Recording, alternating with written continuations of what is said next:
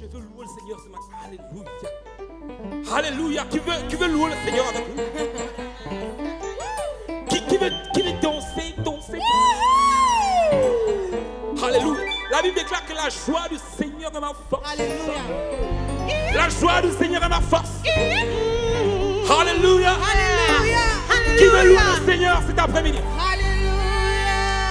Alléluia. Alléluia. Acclamons le Seigneur, peuple de Dieu. Alléluia. Oh Seigneur, sois levé. Alléluia. Loue ton Dieu cet après-midi. Rappelle-toi que cette nuit tu dormais. Cette nuit tu dormais. Et tu ne savais pas que tu devais te réveiller ce matin. Alléluia. Ça c'est le fruit de la grâce et de la miséricorde de Dieu. Alors acclame ton Dieu. Acclame ton Dieu. Alléluia. Gloire à ton nom Seigneur. Que la gloire du Seigneur se lève parmi nous. Que la gloire du Seigneur se lève parmi nous. Que les louanges du roi se lèvent parmi nous. Qu'elles se lèvent. Chantons tous ensemble, peuple de Dieu. Que les chants du Seigneur se lèvent. Se lèvent. Que les chants du Seigneur. Que les chants du Seigneur se lèvent. Que les louanges du roi se lèvent. Qu'elles se lèvent. Que les chants du Seigneur se lèvent. Que les chants du Seigneur se lèvent. Que les chants du Seigneur se lèvent. Que les louanges du roi se lèvent. Qu'elles se lèvent. Alléluia. Nous chantons oh oh oh. Qu'elles se lèvent. Nous chantons oh oh oh.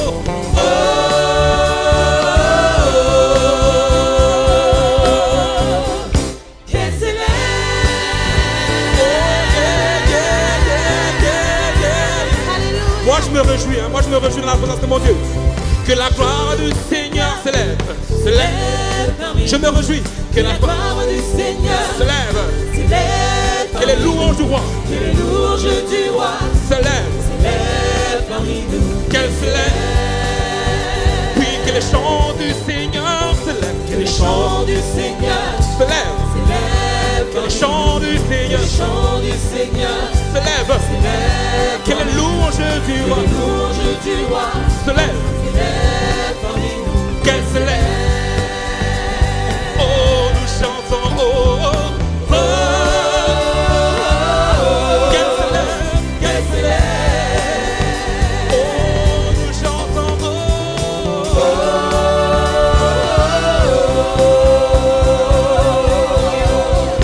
Qu'elles se lèvent. Passe-toi grâce, s'il te plaît. Passe-toi grâce, s'il te plaît.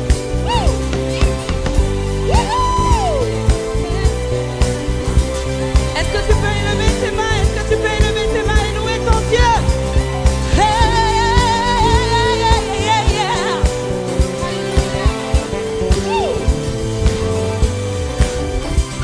Que la joie du Seigneur s'élève parmi nous. Que la gloire du Seigneur s'élève parmi nous.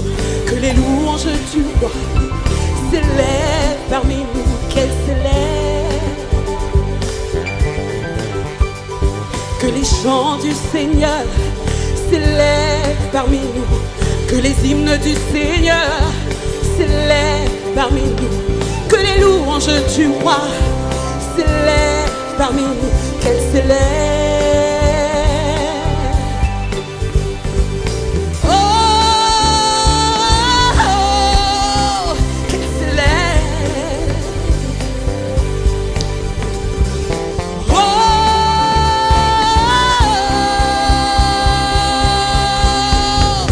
qu'elles s'élèvent.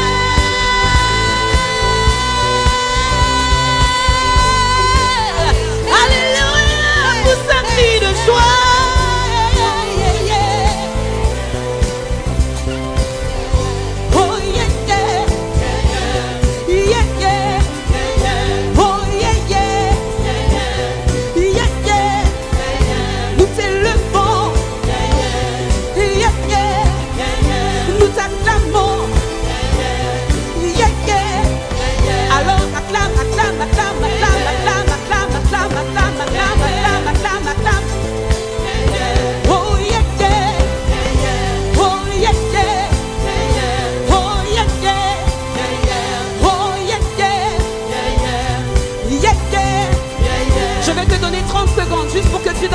musiciens, on y va.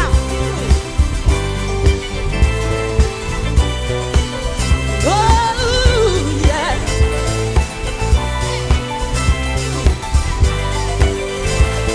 Oh God, thank you, Lord. Oh, oh, yeah, yeah. Yeah, yeah. Nous t'acclamons. T'acclamons. Yeah, yeah, yeah, yeah, yeah, yeah, yeah, yeah, yeah, yeah, yeah, yeah, yeah, yeah, yeah, yeah.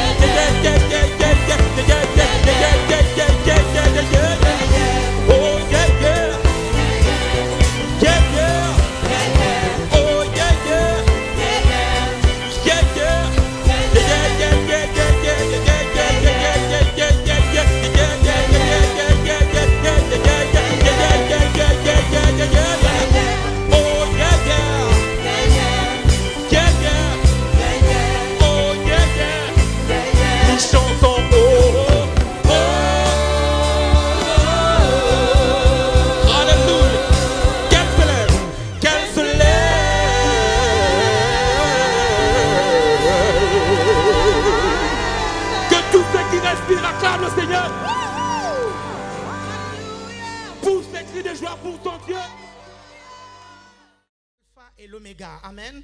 Et après nous allons passer à la deuxième partie de la prédication parce que j'ai l'intention de changer la saison de ta vie au nom de Jésus. Alléluia. J'ai l'intention de changer les circonstances qui ne sont pas en ta faveur ce matin. Et je vais déclarer la parole de Dieu pour que la situation change au nom de Jésus. Amen. Et j'ai besoin d'un peuple victorieux ici, d'un peuple vaillant ici. Alléluia. Amen. Je vais rapidement rappeler ce que nous avons vu au premier culte. Au premier culte, donc, nous avons continué à voir comment on appelle ça? Les 8 façons de perdre son temps. Les 8 façons de perdre son temps. Donc, la semaine dernière, on a vu que la première façon, c'est être hors de la volonté de Dieu. Dites hors de la volonté de Dieu. On a vu ensuite que la deuxième façon de perdre son temps, c'est de s'occuper des personnes qui ne veulent pas changer, des personnes qui ne réalisent pas l'importance de votre temps. Amen. Et l'une des façons aussi de perdre son temps, on a dit que c'était d'aimer les loisirs plus que les priorités, d'aimer les loisirs plus que les devoirs. Amen. Et la quatrième façon de perdre son temps, c'est de procrastiner sur des choses qu'on peut faire maintenant. Alléluia. Gloire au Seigneur. On a vu aussi que faire des choses sans être connecté au Seigneur, c'était vraiment grave. Qu'on me prépare, s'il vous plaît, la vidéo du crash du Concorde. Très bien, la toute première vidéo du crash du Concorde. On va permettre que ceux du deuxième culte puissent aussi voir ce que nous avons vu pour réaliser ce que nous avons réalisé ce matin. Alléluia. Nous avons vu aussi, donc, nous avons vu... avant la vidéo du Concorde, on va voir, nous avons vu que la 6e façon de perdre son temps, c'est faire l'œuvre de Dieu avec murmures et contestations. Et si vous ne savez pas c'est quoi les murmures et les contestations, je vais vous inviter à regarder un tout petit peu ce que le multimédia vous a préparé, quelqu'un qui est en train de murmurer. Voilà, c'est exactement ce qui se passe. Hein, elle dit toujours les mêmes, hein, fais-le toi-même, aujourd'hui j'abandonne, et puis quoi encore, cause toujours blablabla, bla, bla, bla, j'en ai marre, ras-le-bol, personne ne me comprend, ça m'énerve, ça finit toujours par c'est terminé. J'aime bien ce silence glacial. Ça fait bien, n'est-ce pas? Ok? Amen. Ça c'est quelqu'un qui murmure, qui fait l'œuvre de Dieu avec beaucoup de contestations. Beaucoup de contestations. Et nous ne devons pas faire ça parce que nous perdons notre temps en le faisant. Que faut-il faire alors quand on sent l'envie de contester, quand on sent l'envie de murmurer? Déclarons le contraire. Dites au nom de Jésus, je refuse de faire l'œuvre de Dieu avec contestation. Amen. Priez un bon coup, priez en d'autres langues pour que les murmures partent, pour que les contestations partent, pour que vous fassiez l'œuvre de Dieu tranquillement. Alléluia. Est-ce que vous êtes là? Il faut faire l'œuvre de Dieu bien, avec beaucoup de, comment on peut dire ça? Vous travaillez dur, ok? Vous travaillez dur. Et on va voir un peu quelqu'un qui bosse dur, quelqu'un qui est concentré. Il est à la fois au téléphone et il est à la fois sur son ordinateur. Il est vraiment à fond. Il aime son boulot. Et effectivement, la personne que vous allez voir aime vraiment son boulot. Amen. Gloire au Seigneur. Soyez pas jaloux. Dites Amen. Oui, c'est vraiment quelqu'un qui aime son boulot, n'est-ce pas? Hein? Très bien. Vous voyez bien le champ lexical du travail. L'accomplissement, besogne, fonction, labeur, service, mission, veille, devoir. Il franchit les difficultés. Il est même content. Hein? Voilà l'homme d'affaires. Gloire à Dieu. Amen. Il fait son devoir. Alléluia. Et c'est pour ça qu'il a eu le bac cette année. Gloire à Dieu. Amen. La septième chose qui nous fait perdre du temps, c'est faire les choses avec négligence. Et on a vu que c'était grave déjà de se négliger soi-même, de négliger son propre corps. Et si on veut se marier, on a intérêt à mettre le paquet. Dites mettre le paquet. Voilà, ne faites pas comme cette jeune fille. Bon, elle, même négligée, elle est jolie. Mais il y en a qui n'ont pas cette chance-là, ok? Il y en a qui n'ont pas cette chance. Mettez la barre haute. Amen, quand vous voulez vous marier. Mettez tout, Sephora sur vous, Marionneau, tout Marionneau, vous mettez sur vous. Tout Sephora, vous mettez sur vous, ok? Mes chers frères et sœurs, allez dévaliser les perruques de Saint-Denis. Vous prenez tout, vous relevez le niveau. Amen. Vous prenez tout. Et on a dit que c'était important, donc, de ne pas négliger. Et on a parlé un peu de la maison. Comment ne pas négliger les choses à la maison? Quand vous cuisinez, évitez que les enfants soient à côté. Ok? Sinon, des choses graves peuvent arriver. Et on a vu l'image de quelqu'un qui néglige sa maison. Et voici ce qui se passe. Ce que vous voyez. Le grille-pain prend feu, le four prend feu. Mais elle fait la manicure, elle s'occupe. Hein, vous savez. Et même là, elle n'est même pas très belle. Ne me regardez pas comme ça, comme si j'étais charnel. Hein? Je vous ai déjà dit la semaine dernière que quand vous allez rentrer chez vous, c'est le langage que vous allez parler. Hein? Faites pas semblant parce que vous êtes à l'église. Hein? Gloire au Seigneur. Amen. Et je vais rapidement vous montrer ce que la négligence peut amener. La négligence, c'est quelque chose de grave. J'aimerais que tu dises à ton voisin, la négligence, c'est quelque chose de grave. S'il te plaît, dis-le lui, j'ai besoin d'un peuple réveillé aujourd'hui. Dis-lui, la négligence, c'est très grave. Regardez, vous allez faire quelque chose de particulier, ok? Vous allez écarquiller les yeux à votre voisin. En fait, ça, la négligence, c'est quelque chose de très grave.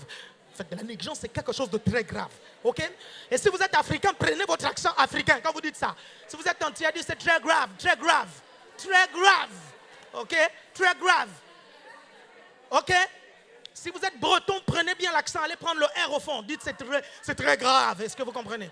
La négligence, c'est pas bon. Regardez cette petite pièce que le multimédia, j'adore votre fluidité à ce deuxième culte. Acclamons le Seigneur, c'est bien ça. J'aime bien. Regardez bien, observez bien cette petite pièce. Vous voyez cette petite pièce-là? Vous vous rendez compte qu'en juillet 2000, le supersonique d'Air France s'est crashé à cause de cette petite pièce que vous voyez. Et Air France a dû payer beaucoup d'argent. En dehors de l'argent, il y a des vies qui sont parties suite à cet accident. 113 personnes exactement, des hommes d'affaires en généralité. 113 personnes. Vous imaginez les parents, les enfants qui ont perdu leurs parents à cause de cette petite pièce. Cette pièce vient d'où? Cette pièce vient de la négligence d'un mécanicien de la compagnie Continental Airlines. Bien sûr que l'avocat de la compagnie a contesté. Elle a essayé de contester, mais le rapport du BEA, le bureau d'études, c'est quoi, aéronautique, c'est ça, a retenu le fait que c'est cette pièce qui a effectivement détruit. Je ne sais pas si vous avez la photo de la pièce avec la partie du pneu. Je crois que je vous l'ai donné. La photo de la pièce avec la partie du pneu qui a été déchiquetée par cette pièce-là. Si vous l'avez, vraiment, vous dites, vous ne l'avez pas. Je ne vous l'ai pas donné, oh là là, c'est dommage. Je pensais que je vous l'avais donné. On voit bien dans le rapport du BEA comment le pneu a été bousillé par cette pièce. Tout simplement parce qu'un mécanicien a été négligent. Vous avez remarqué que cette pièce-là doit être fixée avec des vis. Et celui qui a fabriqué cette pièce a compté le nombre de fixations qu'il faut.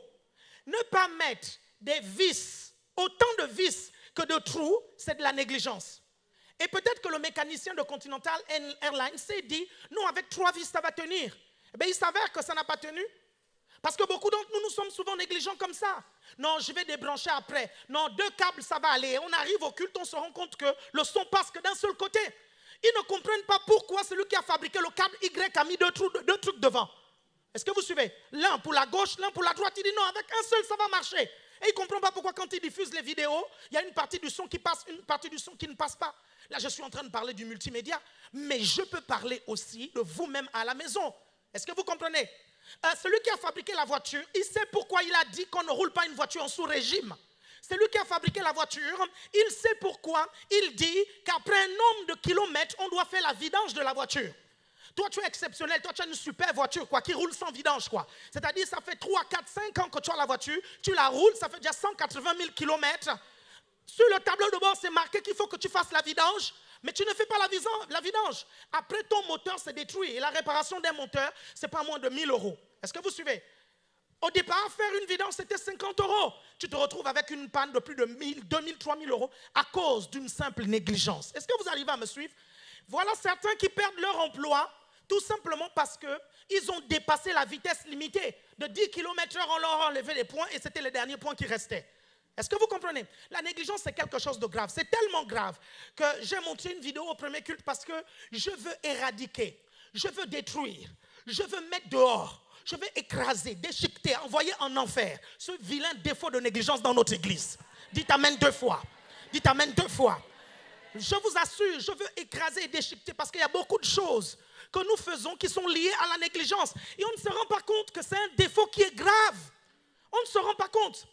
Et j'aimerais que vous puissiez regarder la vidéo du Concorde pour que vous puissiez vous rappeler un tout petit peu de comment cet avion a craché à cause de la négligence d'un individu. Merci beaucoup le multimédia. Regarde la première vidéo.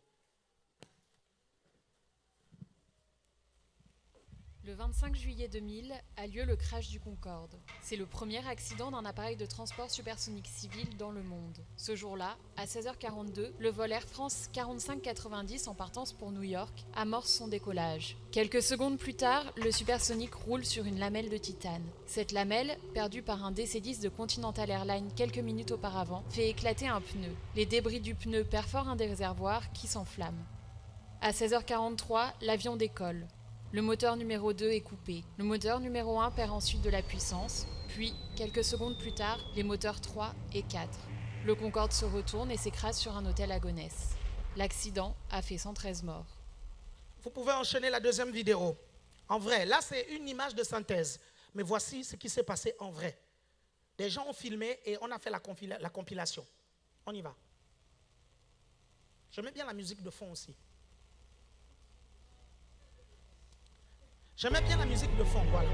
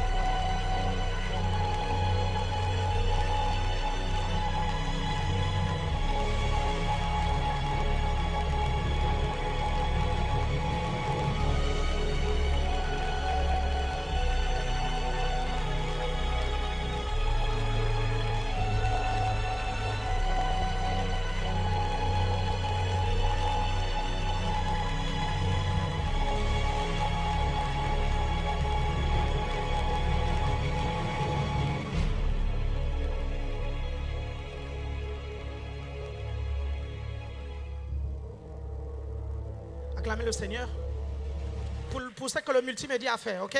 Pas pour le crash du Concorde, ok? Pour le travail du multimédia. Regardez. Imaginez un seul instant si un de vos parents se retrouvait dans cet avion-là. Quelle aurait été votre réaction? Ça a commencé comment? Ça a commencé parce qu'un monsieur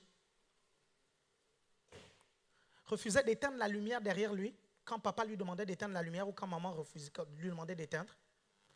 Ou bien quand papa disait, quand tu cuisines, fais attention avant de sortir, vérifie toujours que tu as éteint toutes les plaques. La vérification de 2-3 secondes, vous suivez, ça ne prend pas du temps. Mais la personne n'a pas écouté. Elle est arrivée à l'école et le prof disait qu'il fallait faire attention, il fallait toujours relire sa copie avant de la rendre. Relire sa copie avant de la rendre.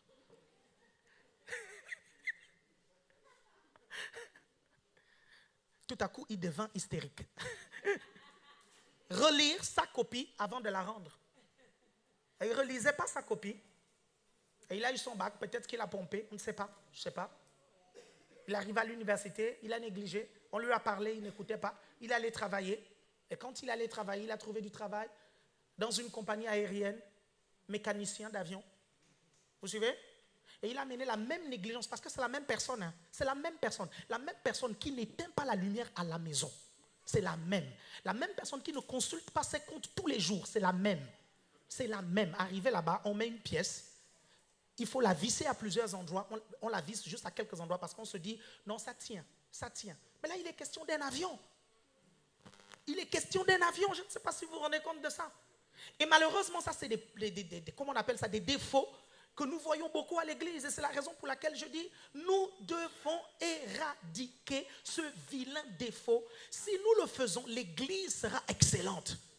Vous savez, quand le Seigneur a dit dans sa parole, vous serrez la tête et non la queue, il y a des choses à faire pour être la tête et non la queue. Ne pensez pas que ça viendra seul par la puissance du Saint-Esprit.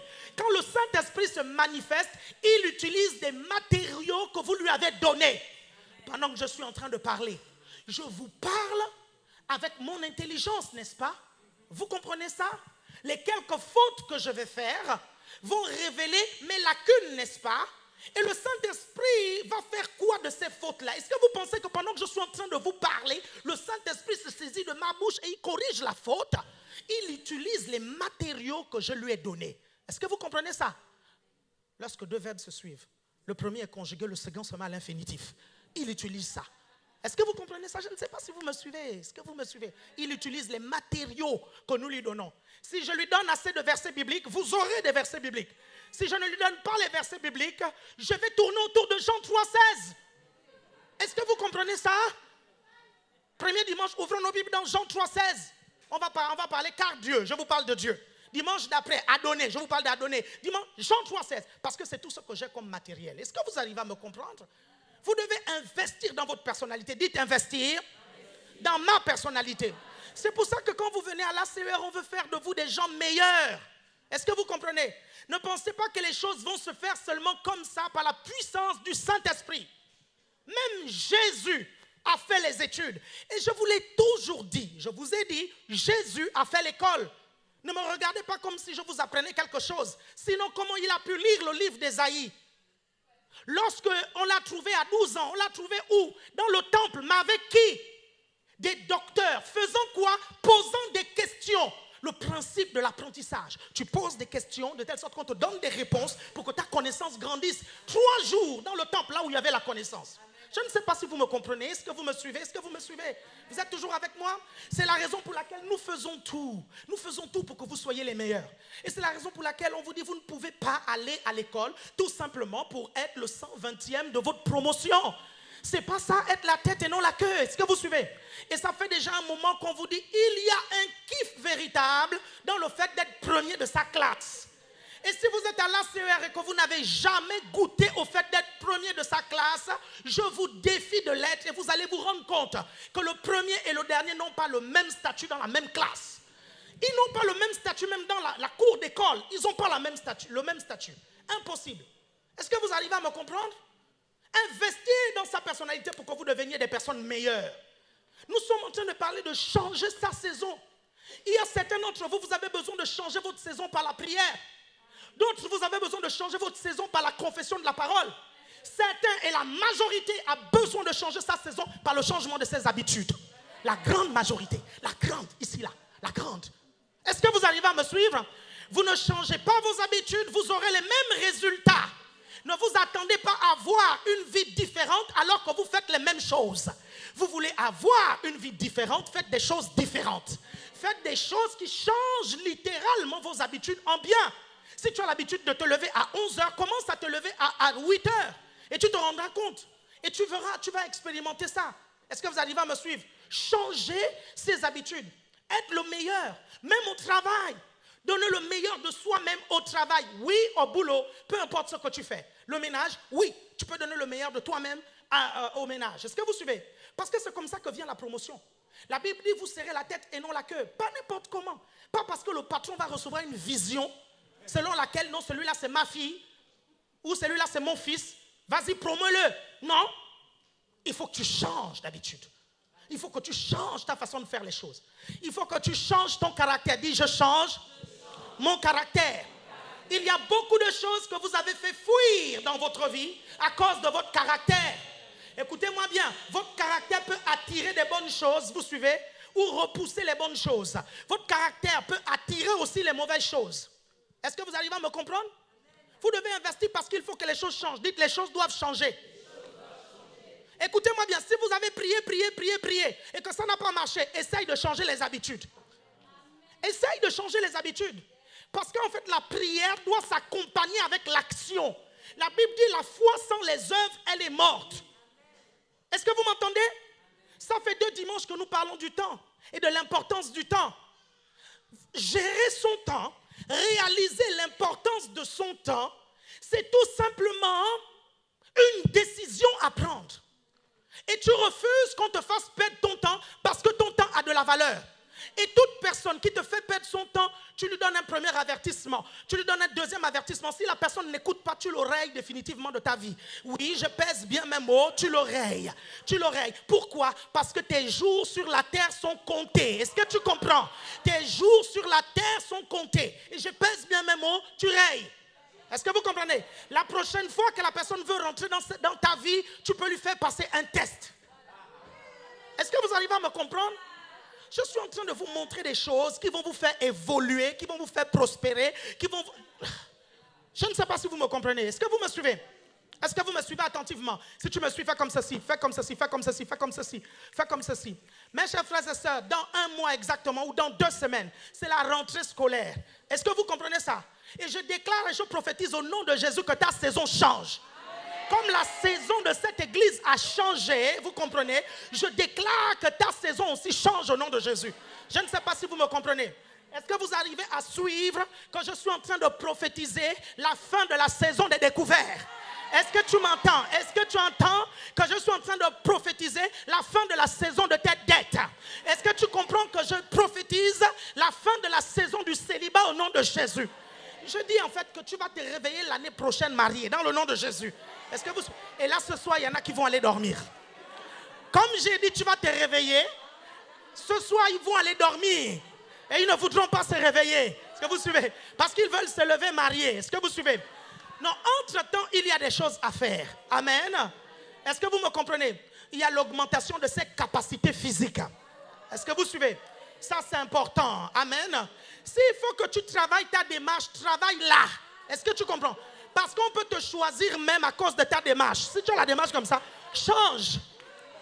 Même la démarche, ça se travaille. Est-ce que vous me comprenez? Ça se travaille.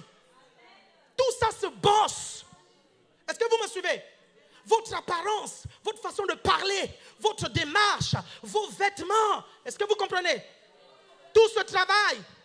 Pour changer de saison, vous devez entrer dans la nouvelle saison avec des nouveaux vêtements. Est-ce que vous arrivez à me comprendre? Je dis que vous devez rentrer dans la nouvelle saison avec des nouveaux vêtements. Je vois certaines personnes qui vont aller brûler les chaussures de Saint-Denis. Je vois certains aller brûler les bijoux de Saint-Denis. Celles qui te donnent les boutons aux oreilles là. Quand tu les mets les pacotilles, tout à coup il y a des boutons partout, l'oreille te gratte. L'oreille te gratte et tu ne comprends même pas pourquoi l'oreille te gratte. Même ton oreille te dit que ce n'est pas le genre de bijoux que tu dois porter. Est-ce que tu comprends ça? Même ton oreille. Et tu ne comprends pas pourquoi à chaque fois que tu mets ces choses-là, tes oreilles te grattent. Change de standard. Change de saison. Change de température. Est-ce que tu me suis? Vous savez, un jour, j'ai su que ma peau avait du mal à s'habituer à une très grosse chaleur. J'ai changé de pays. Est-ce que vous suivez? Je suis venu dans un pays, vous comprenez, que ma peau supporte.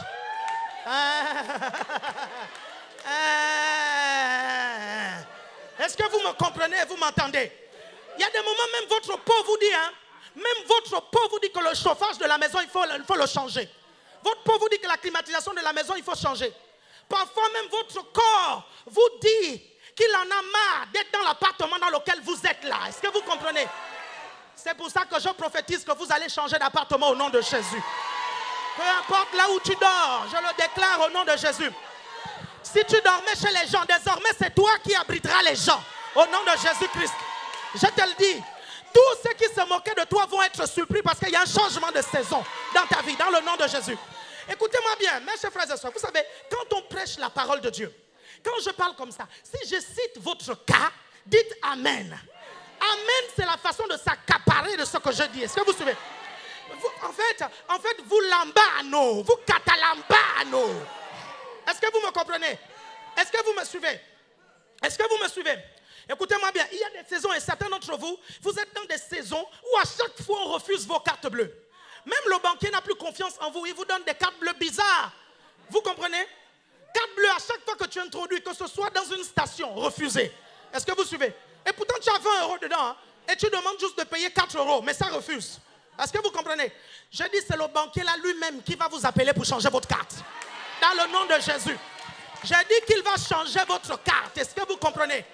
Est-ce que vous comprenez ça? Il va changer la carte. Est-ce que vous suivez? Le temps où il hésitait avant de vous donner une carte bleue, vous au moins, vous avez une carte bleue qui ne marche pas à certains endroits. Mais il y a des gens, le banquier ne veut même pas lui donner une carte bleue. Est-ce que vous comprenez? Tu ne sais pas pourquoi il ne veut pas donner la carte bleue, mais certainement, celui-là, c'est un assassin des cartes. Est-ce que vous comprenez? C'est un criminel, un serial killer des cartes bleues. Est-ce que vous comprenez? Est-ce que vous me suivez? Il y a quelque chose que j'aime dans la parole de Dieu. J'aime le fait que Dieu nous a donné le pouvoir sur les éléments. Il nous a donné le pouvoir sur la nature.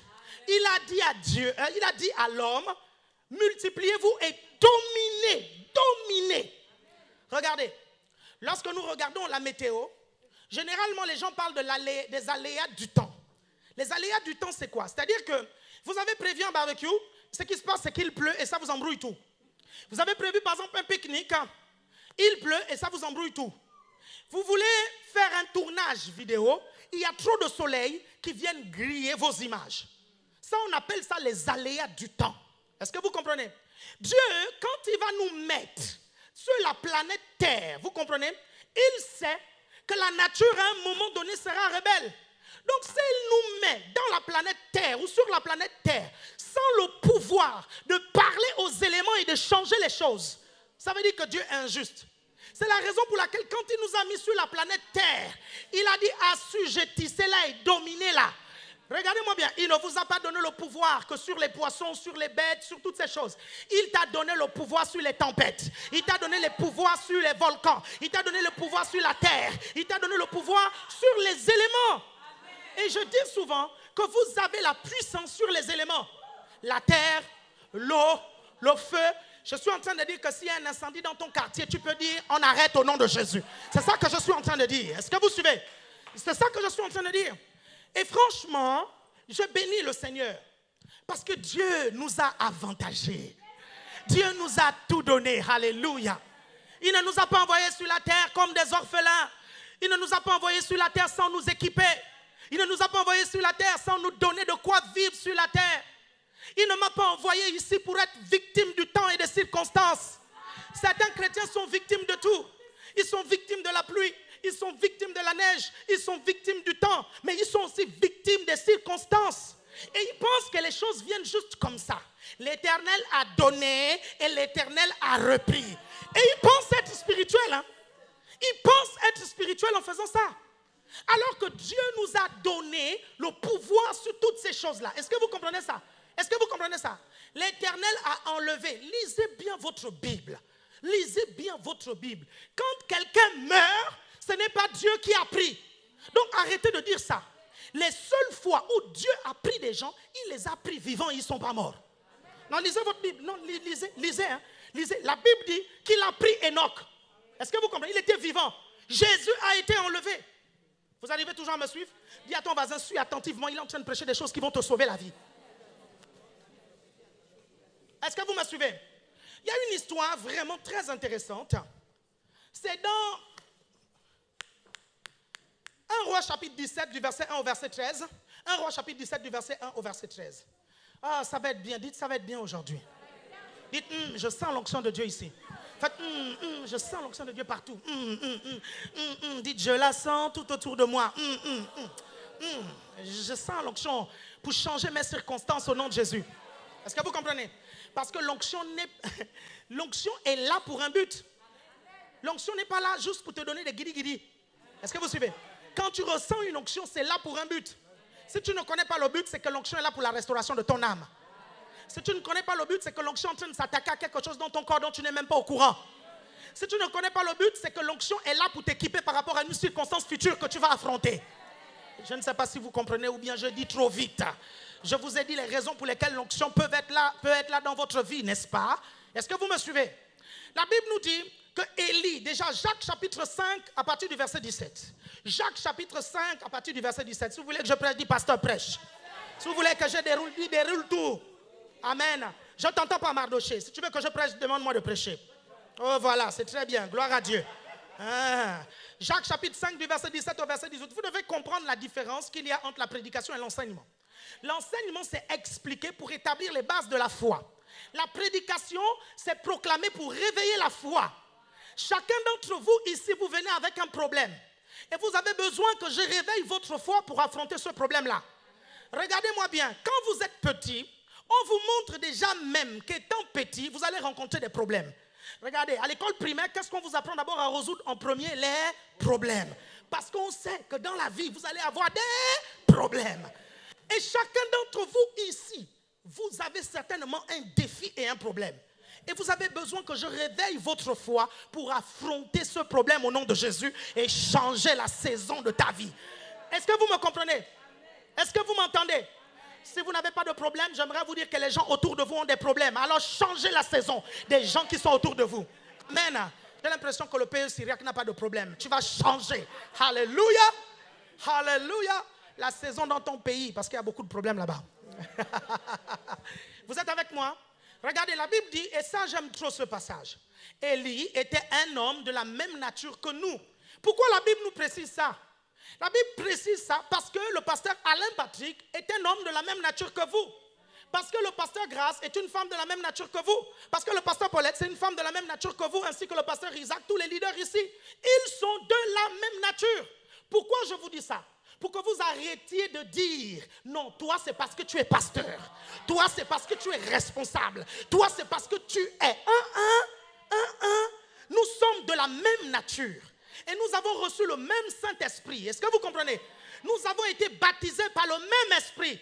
Quand Jésus a dit, voici je vous donne le pouvoir, il n'a pas dit je donne qu'au pasteur. Il a dit je te donne à toi. Donc, quand la Bible dit Élie était un homme de la même nature que nous, la Bible est en train de te dire que tous ces hommes qui marchent dans le miraculeux sont comme toi. Et toi aussi, tu peux vivre dans le miraculeux. Est-ce que vous comprenez? La Bible dit, il pria avec instance pour qu'il ne plût point. Et il ne tomba point de pluie sur la terre pendant 3 ans et 6 mois. Continue. Puis, ça j'aime trop. Il pria de nouveau et le ciel donna de la pluie et la terre produisit son fruit. Vous savez ce qui est incroyable, c'est que certains peuvent savoir comment fermer une saison, mais ils ne savent pas comment la rouvrir. Et ça, c'est ce qui... Je le redis, je le redis, je le redis, je le redis, je le redis, je le redis. Bouge tes pieds, bouge tes pieds, bouge tes pieds, bouge tes pieds. Dis, je ne dois pas dormir, je ne dois pas dormir, je ne dois pas dormir. Dis à ton voisin, ne dors pas. Dis à ton voisin, ne dors pas, ne dors pas, ne dors pas. Est-ce que vous comprenez?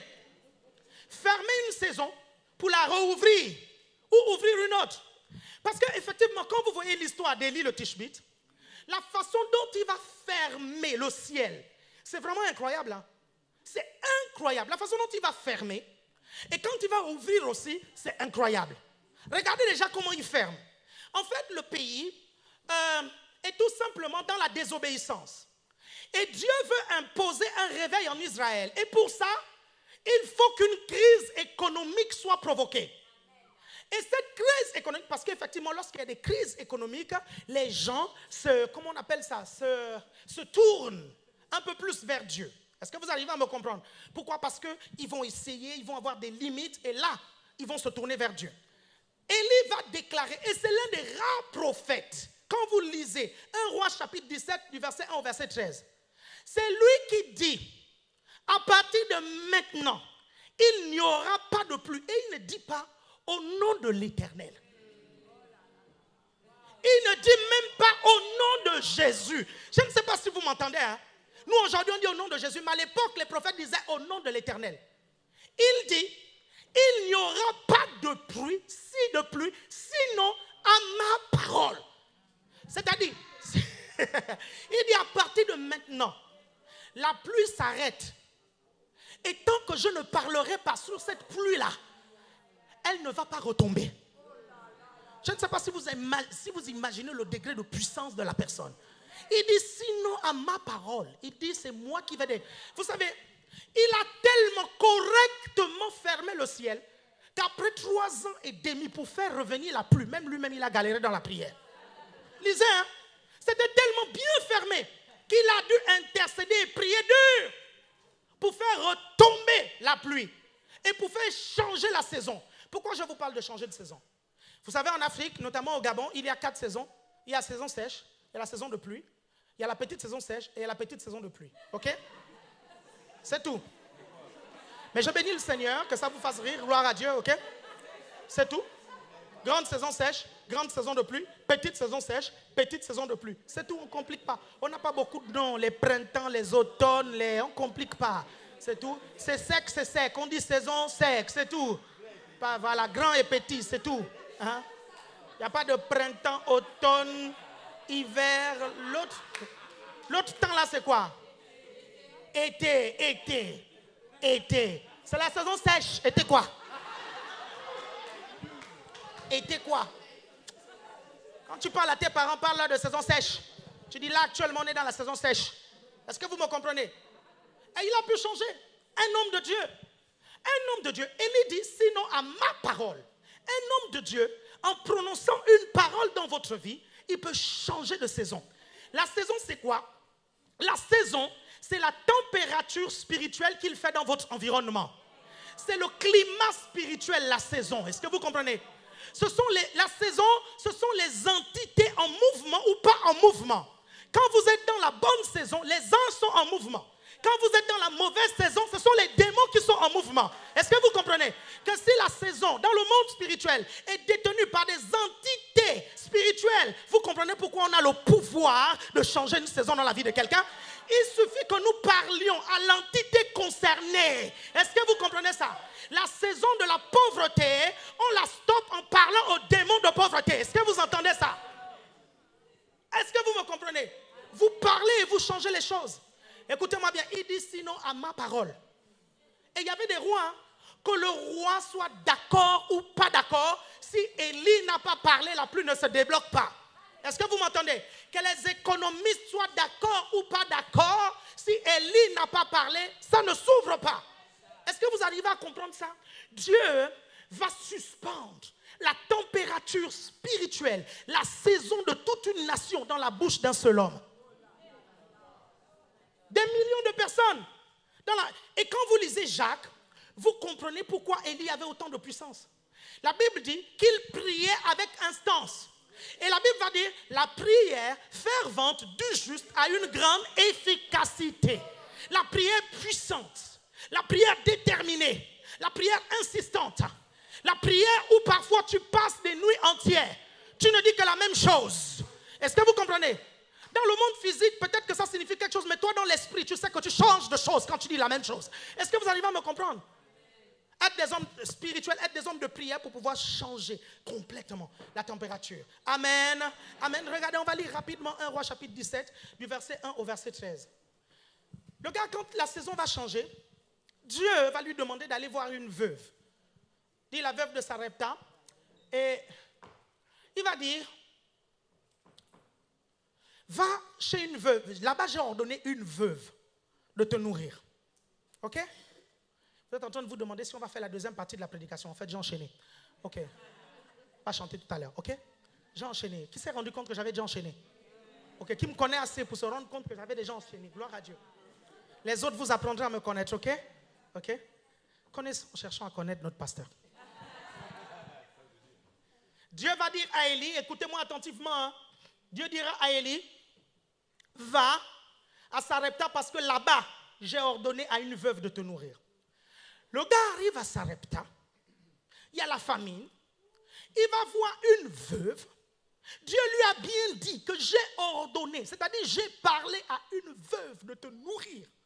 Mais le gars, quand il parle à la veuve, mais c'est ni vu ni connu quoi. C'est comme si la veuve n'avait pas l'information. Est-ce que vous comprenez ça? Ça pose le problème de canaux. Le problème de canaux. Est-ce que vous comprenez? Le problème de canaux. Dieu peut avoir parlé à quelqu'un de te donner ce montant-là. Mais la personne, elle peut avoir entendu Dieu parler. Et tu viens lui parler. Vous comprenez? Parfois même tu embrayes un tout petit peu. La personne fait comme si de rien n'était. Est-ce que vous comprenez ça? Vous savez, parfois Dieu vous a exaucé depuis longtemps. Il a donné votre argent à un canal. Et il a parlé au canal. Il a dit non, tiens, toi, va donner. Le canal a refusé. Est-ce que vous comprenez? Dis à ton voisin, libère le réseau s'il te plaît. Libère. Libère. Oh. Libère. Est-ce que vous comprenez? Et c'est là où j'aime bien profiter à raconter cette histoire de ce jeune garçon qui priait à l'église. Et quand il priait à l'église, il priait avec tellement de force. Et il y avait juste à côté quelqu'un aussi qui priait.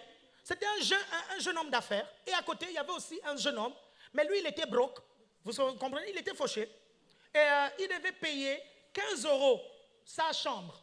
Et là, il priait. Pendant la prière, il priait tellement fortement qu'il dérangeait le jeune homme d'affaires à côté. Et à un moment donné, le jeune homme d'affaires a arrêté le frère. Il a dit, frère, c'est quoi ton problème? Pourquoi tu cries trop comme ça?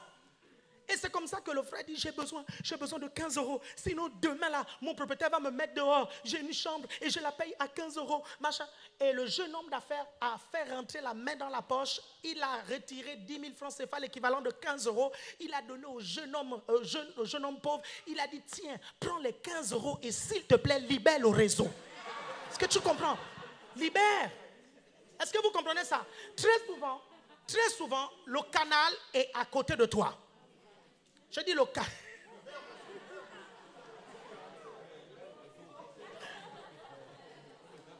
Oh, alléluia. Je viens juste de prophétiser.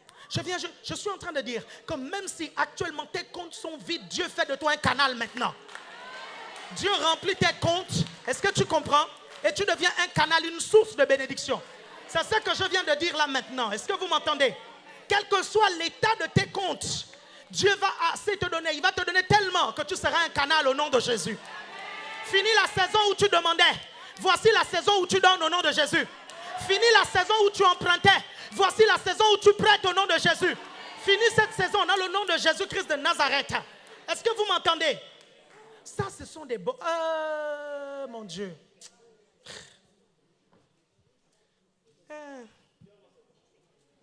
Un jour, le pasteur Mimic était au Gabon, et quand il était au Gabon, il allait dans une église. Dieu est puissant, dites Dieu est puissant. Le pasteur Mimic ne savait pas. Il allait dans l'église d'un gars. Quand j'avais fait une croisade au Gabon en 2007 environ, ce gars-là était mon responsable de protocole. C'était mon protocole. C'est lui qui venait me chercher là et il me déposait à tel endroit. Vous suivez? Il a une église maintenant et un bon ministère. Il prêchait, pendant qu'il prêchait, le pasteur Mimic était dans la salle, il a dit, prenez maintenant 10 000 francs CFA. Prenez 10 000. Et les gens prennent 10 000. Il vous a dit de marcher dessus. Hein? Il a dit, mettez au sol. Mais au sol. Marchez dessus. Les gens ont marché dessus.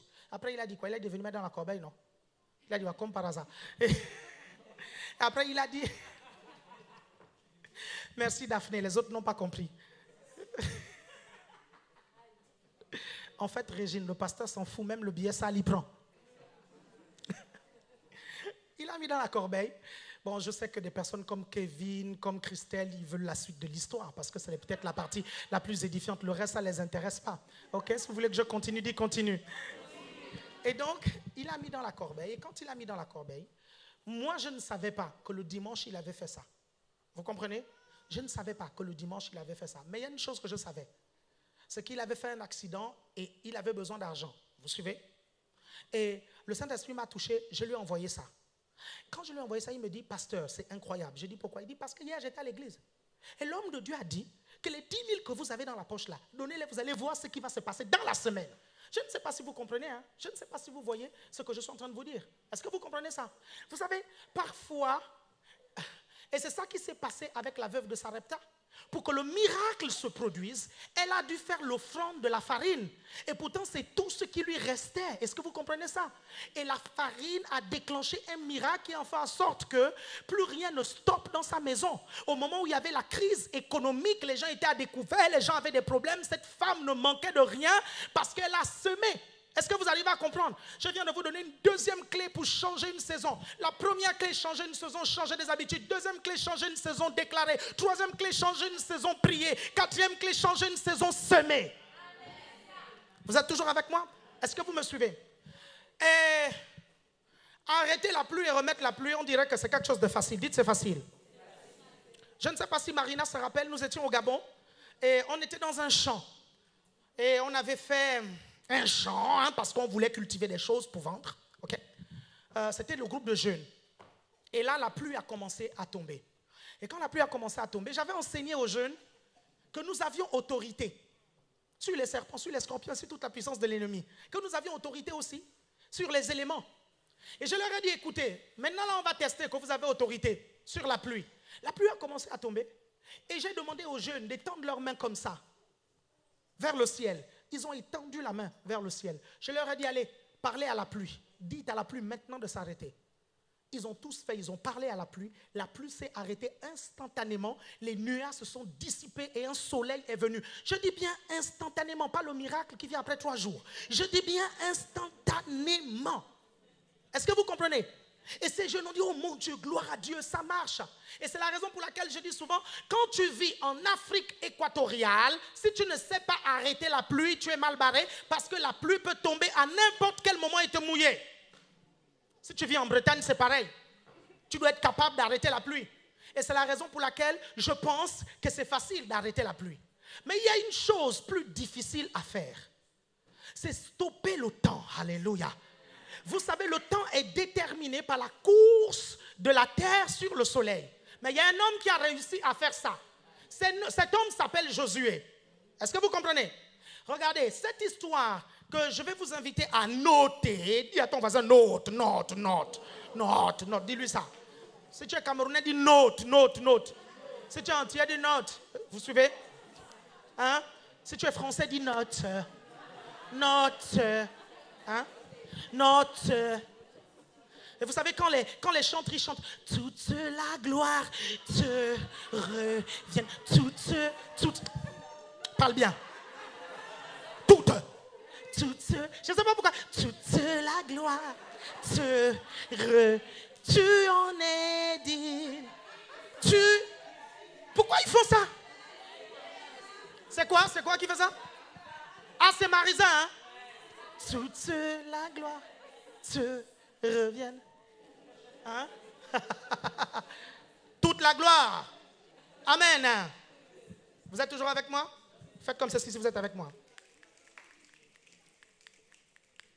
Vous notez 1 Roi chapitre 18. Non, pas 1 Roi. Vous notez Josué chapitre 10 plutôt. Josué chapitre 10 du verset 9 au verset 14. Alléluia. Notez cela. Josué chapitre 10 du verset 9 au verset 14. Josué chapitre 10 du verset 9 au verset 14. Amen. Amen. Alléluia. Alléluia. Amen. Alléluia. Amen. Alléluia. Alléluia. Alléluia. Quelqu'un disait que si Pasteur Paulette pouvait devenir riche avec les Alléluia, elle serait très riche.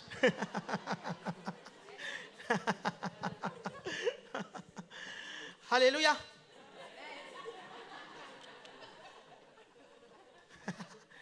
Gloire à Dieu. J'aimerais faire comme ma femme. Alléluia. Amen. Gloire au Seigneur.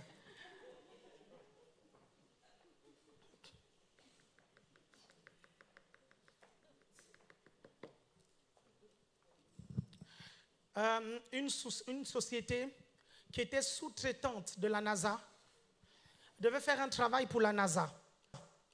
Ce que je vais vous dire va être un peu technique et scientifique, mais rassurez-vous, je vais vraiment le faire tout doucement pour que vous compreniez bien, ok? Je vais vraiment parler lentement pour que vous compreniez. Ok, qui connaît la NASA? NASA? l'espace, avion, fusée. Waouh, lune. On marchait sur la lune. C'est ça, NASA, ok? Un petit pas pour l'homme, un grand pas pour l'humanité, ok? NASA. Qui connaît NASA? C'est bien? Espace, Ariane, fusée, Guyane. C'est bon? C'est bon? Mars, planète, ok? NASA. Là, j'ai été très clair. C'était très clair, n'est-ce pas? N'est-ce pas? Ok, très bien. Donc la NASA, vous avez tous compris, c'est en fait cette organisation qui a la responsabilité en fait de préparer une nouvelle terre aux hommes, ok? Parce qu'en fait, ils explorent l'espace en pensant qu'un jour, cette terre sera détruite. Et donc, il faut qu'ils aillent explorer les autres planètes, est-ce que vous comprenez? Et étudier ce qui se passe dans les autres planètes pour peut-être trouver une planète habitable. Est-ce que vous comprenez? La seule planète habitable qu'ils trouveront, c'est le ciel. Il n'y a pas de planète habitable là-bas, je vous dis la vérité. Ça va être compliqué et dur. Vous êtes toujours avec moi là? Donc il y a une société qui sous-traitait pour la NASA. Et certains disent que c'est une branche de la société IBM. Ok? Pas l'Institut biblique, enseigne-moi. L'IBM. Ok? C'est une société d'informatique. À cette époque, cette société avait les ordinateurs les plus puissants de la planète. Et il fallait qu'elle puisse calculer la trajectoire des objets cosmiques, cosmos, univers, hors de la Terre. Hello, c'est bon? Non, mais je préfère faire comme ça, hein, je vous assure. Dis à ton voisin, ne dors pas. Dis à ton voisin, ne dors pas. Suivez attentivement. Donc, il devait faire le calcul des objets cosmiques, des objets célestes. Quand je dis céleste, ce n'est pas le ciel. Céleste, c'est-à-dire qui se baladent dans l'univers. Est-ce que vous comprenez? Pourquoi faire ce calcul-là? C'était pour que, en fait, les satellites qu'ils vont lancer ne puissent pas entrer en collision avec ces objets. Est-ce que vous comprenez? Soit dit en passant, les objets qui voyagent dans l'univers peuvent nous donner des informations sur la date de formation de l'univers. Ça va, tout le monde comprend jusqu'à présent. C'est très bien. Donc, pour cela, ils vont se baser sur une théorie de naissance de l'univers. OK? Et en se basant sur cette théorie, il faut qu'ils calculent la durée de l'univers en fonction de la trajectoire des objets. Donc, ils vont partir sur une première théorie. La formation de l'univers, la date de la formation de l'univers, prendre la trajectoire des objets pour déterminer la date de fin de l'univers. Vous comprenez ça? Et ils vont prendre toutes ces données, ils vont introduire ça dans les ordinateurs pour que les ordinateurs calculent et nous donnent, vous comprenez, la date de l'univers. Vous arrivez à comprendre? Les ordinateurs vont tourner. À un moment donné, les ordinateurs bug. Erreur.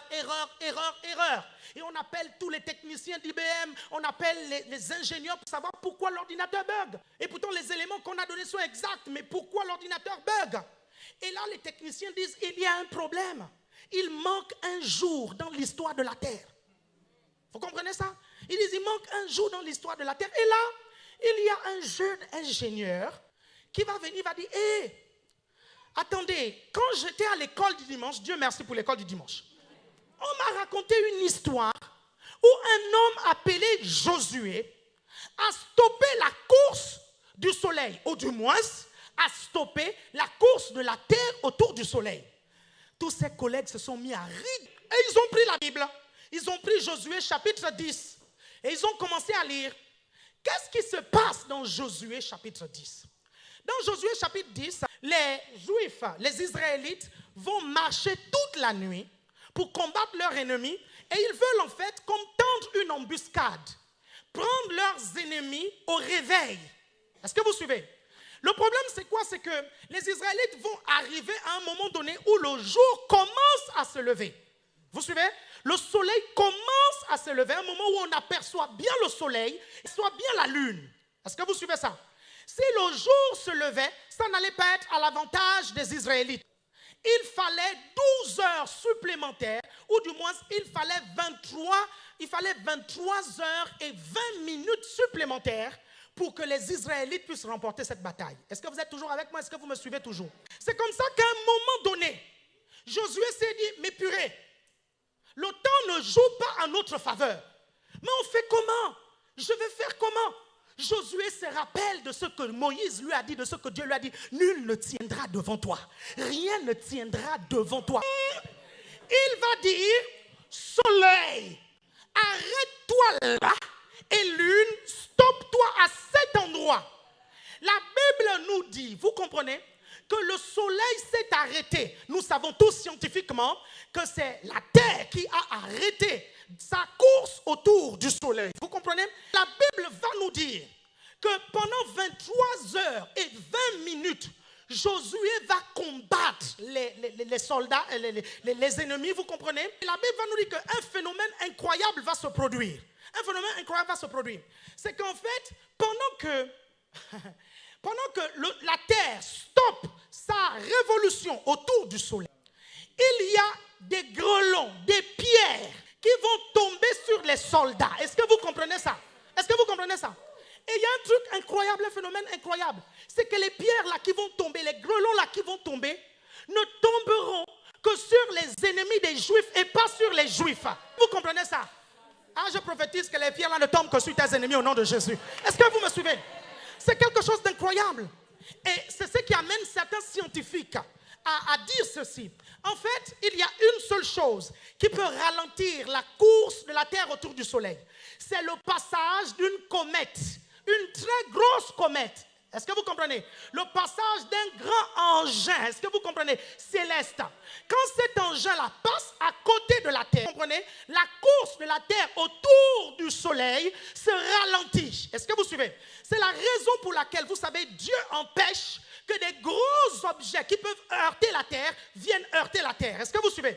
Et certains scientifiques disent que ces grêlons qui sont tombés sur les ennemis des Juifs, c'est cette comète qui est venue et elle s'est désintégrée, vous suivez, et elle a atterri sur les ennemis des Juifs. Est-ce que vous arrivez à comprendre? Ça, c'est des explications scientifiques qu'on peut aussi contrecarrer. Est-ce que vous comprenez? C'est des explications scientifiques. Mais il y a une chose qui m'étonne. Dites, il y a quelque chose qui l'étonne.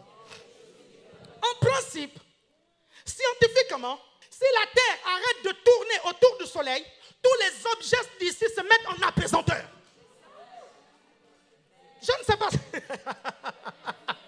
Je ne sais pas s'il y en a qui ont compris c'est quoi l'apesanteur. Je ne sais pas s'il y en a qui ont compris c'est quoi l'apesanteur. Ils se mettent à l'apesanteur, c'est-à-dire si la Terre arrête de tourner autour du Soleil, le baffe là se met à se soulever. Nous là, on se met à flotter partout. Et le problème c'est quoi? C'est qu'à un moment donné, même les océans vont se soulever. Et ça va provoquer des tsunamis, vous suivez, qui vont détruire la Terre. Un phénomène incroyable se passe. L'homme de Dieu va parler au soleil et à la lune, va demander à la terre de ne plus tourner autour du soleil, et Dieu, par sa main puissante, maintient les choses pour que les choses se passent de la bonne façon. Je ne sais pas si vous comprenez ça. Je ne sais pas si vous comprenez la puissance de Dieu. Dieu maintient les choses. Est-ce que vous comprenez? Quand les océans veulent se lever, Dieu parle. Il dit non, ne te lève pas. Est-ce que vous suivez? Quand les pierres, les objets veulent se mettre en apesanteur, Dieu parle. Dieu dit non, vous ne vous mettez pas en apesanteur. Et la Bible dit que les Juifs vont battre leurs ennemis ce jour-là. Non, Dieu est puissant. Non, Dieu est vraiment puissant. Dieu est vraiment puissant. Et regardez, ce jour, cette nuit appelée la nuit la plus longue, est racontée dans la culture maya. Elle est racontée dans la culture chinoise. Elle est racontée dans la culture indonésienne. C'est-à-dire que dans certains livres indonésiens, dans certains livres chinois, dans certains livres mayas, on nous parle, les anciens ont retransmis à leurs enfants et ont parlé d'un jour, ou d'une nuit plutôt, qui était exceptionnellement longue ce jour-là. Vous suivez? Tout comme le déluge, hein? Le déluge, vous retrouvez cette histoire dans presque toutes les cultures, même en Afrique. Hein. Vous voyez ça. Est-ce que vous comprenez? Ça veut dire que ça ne s'est pas passé qu'en Palestine. Les gens en Chine, ils ont vécu ça. Les gens en Indonésie, ils ont vécu ça. Est-ce que vous comprenez ça? Les gens, la culture maya a vécu effectivement le fait que Josué ait stoppé la course du soleil. Est-ce que vous arrivez à me comprendre? Ça, c'est formidable. Dites ça, c'est formidable. Ma question est celle-ci. Si Dieu a la possibilité d'arrêter la révolution du soleil, à plus forte raison, le délai qu'on t'a donné là pour déposer le dossier, à plus forte raison, le délai qu'on t'a donné là, est-ce que vous comprenez? Pour pouvoir faire les choses, Dieu a la possibilité de faire en sorte qu'on recule ton délai. Est-ce que vous comprenez ça? C'est Dieu qui maîtrise le temps. Est-ce que vous arrivez à me suivre? Est-ce que vous arrivez parfaitement à me suivre? Regardez ce qui se passe. Donc ils vont avoir ce jour et là ils vont croire, ils vont dire, ouais bon c'est bon, ok. Bon, on va maintenant programmer l'ordinateur avec cette donnée. Ok, 23h20. Ils vont relancer les ordinateurs. On revient, ok, à la succursale de la NASA. Hein, on repart dans leur bureau. Ok, on repart là-bas, n'est-ce pas? Revenez avec moi. Ok. Ils partent là-bas. Et là, ils relancent avec cette nouvelle donnée. L'ordinateur tourne. L'ordinateur signale encore un problème. Il y a un problème. Il manque 40 minutes. L'ordinateur dit, il manque 40 minutes. Ils disent, mais on fait comment? Il manque 40 minutes. On fait comment? Le jeune homme dit, hey, attendez, il y a encore une histoire dans la Bible. Il y a encore une histoire, l'affaire continue. Il y a une histoire dans la Bible où en fait il y a un roi qui est tombé malade, le roi Ézéchias. Et c'est dans 2 Rois, chapitre 20, du verset 1 au verset 12. Vous savez, Ézéchias va tomber malade. Et quand Ézéchias va tomber malade, il va prier Dieu parce qu'il était jeune. Il dit que Ézéchias a marché sur les voies du Seigneur. Et à 37 ans, le prophète vient voir Ézéchias pour dire tu vas mourir. Ézéchias considère cela comme un jugement. Il dit mais moi j'ai bien marché devant les voies du Seigneur. Pourquoi aujourd'hui tu permets que je puisse mourir? Et puis actuellement, mon pays est assiégé. Si je meurs maintenant, qui va organiser la guerre? Si je meurs maintenant, les gens vont penser que tu m'as jugé, oh Dieu. Fais quelque chose, Seigneur. Et la Bible dit que Ézéchias va se mettre à prier le Seigneur. Est-ce que vous suivez? Et la Bible dit que Dieu va entendre sa prière. L'homme de Dieu qui est venu annoncer ça, vous suivez? Il n'était même pas loin, il n'était pas encore sorti du palais.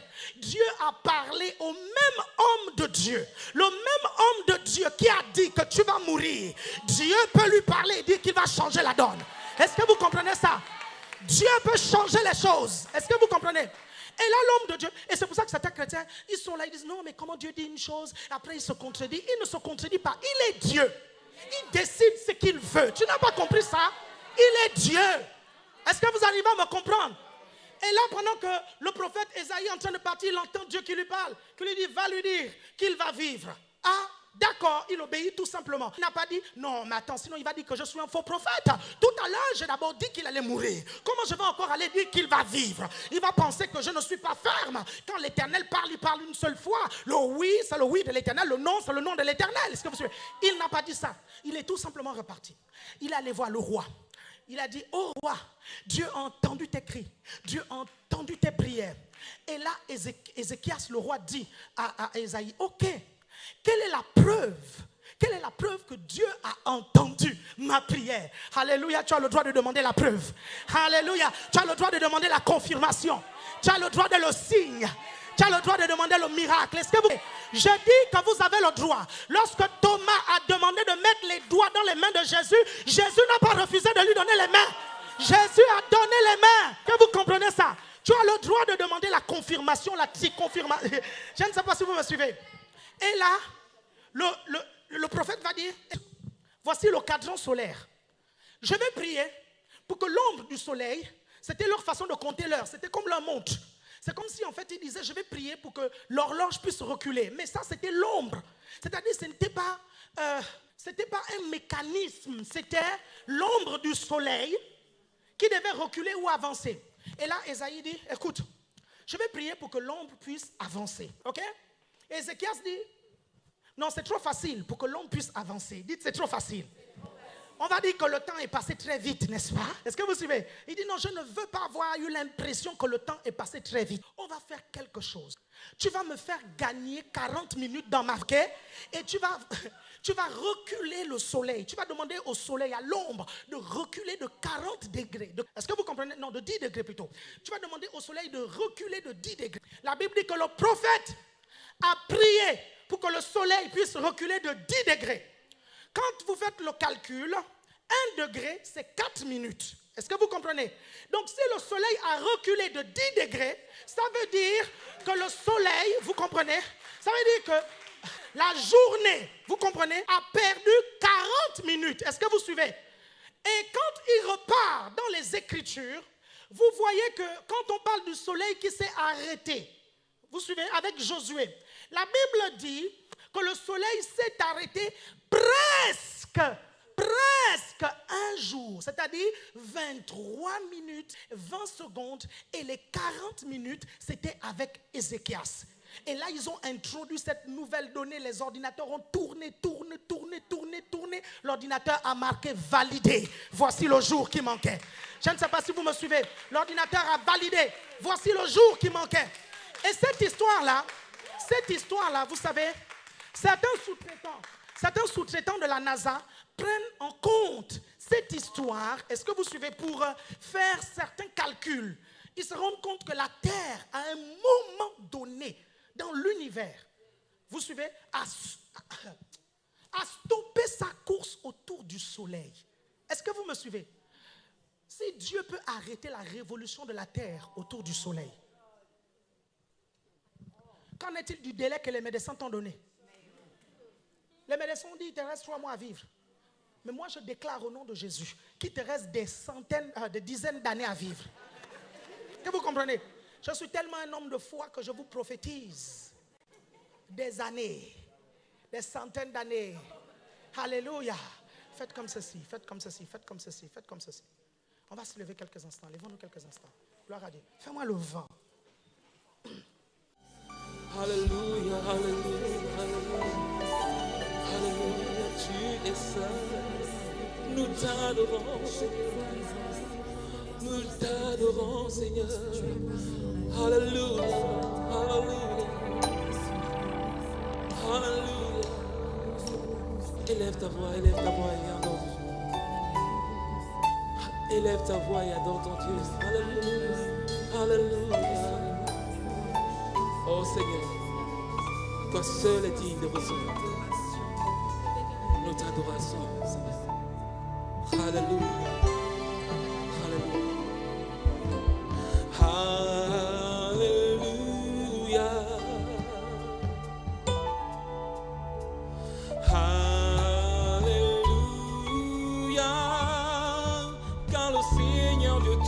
Son règne.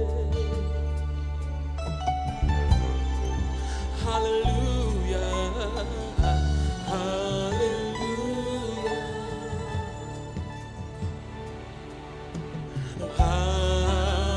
alléluia, car le Seigneur Dieu Tout-Puissant règne.